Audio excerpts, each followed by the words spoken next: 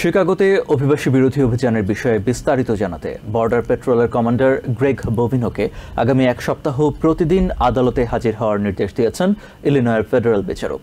মঙ্গলবার ইলিনয়ের US district জাজ সারা Alice এই আদেশ দেন।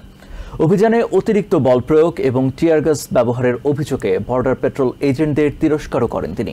অন্যদিকে প্রেসিডেন্ট ট্রাম্পের বর্ডার জার টম হোমেন বলেছেন, বোভিনোর মতো দেশপ্রেমিক কর্মকর্তাকে প্রতিদিন আদালতে হাজির হওয়ার নির্দেশ দেয়া দুঃখজনক।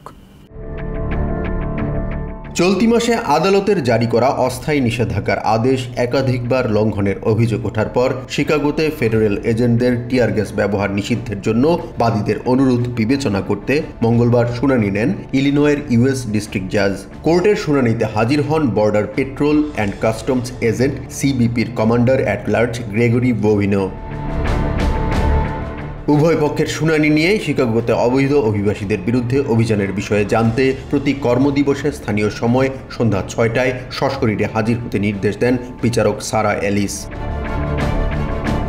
বিচারক বলেন, শিকাগোতে বর্ডার পেট্রোল এজেন্টরা আগ্রাসী আচরণ করছেন, যা আদালতের আদেশকে অবমাননার শামিল। শুনানির শুরুতে এলিস তার পূর্বের আদেশ পাঠ করে শোনান এবং বর্ডার পেট্রোল এজেন্টদের অতিরিক্ত বল প্রয়োগের ঘটনায় ক্ষোভ জানান। সম্প্রতি শিকাগোর ওল্ড আরভিং পার্ক এলাকায় বাসিন্দাদের উপর অহেতুক টিয়ার গ্যাস ছোড়া ও কয়েকজনকে মাটিতে ফেলে আটকের অভিযোগ উঠেছে তাদের বিরুদ্ধে।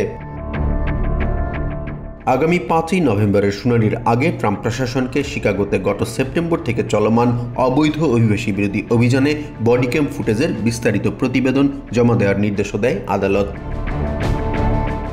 এদিকে প্রেসিডেন্ট ট্রাম্পের বর্ডার জার টম হোমেনের দাবি, শিকাগোতে অবৈধ অভিবাসীদের নেতৃত্বে বিশৃঙ্খলার সৃষ্টির চেষ্টাকে প্রতিহত করতেই টিয়ার গ্যাস ব্যবহার করা হয়েছে।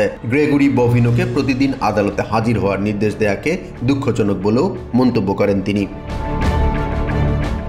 আত্মরক্ষার জন্যই আইন প্রয়োগকারী সংস্থার সদস্যদের কঠোর হতে হয় উল্লেখ করে হোমেন বলেন, ফেডারেল কর্মকর্তাদের উপর হামলা কোনোভাবেই কাম্য নয়।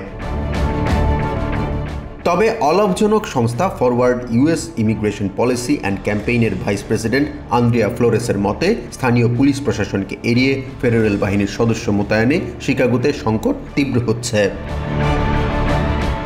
জাহান মিথুন, TVN 24 নিউজ ডেস্ক।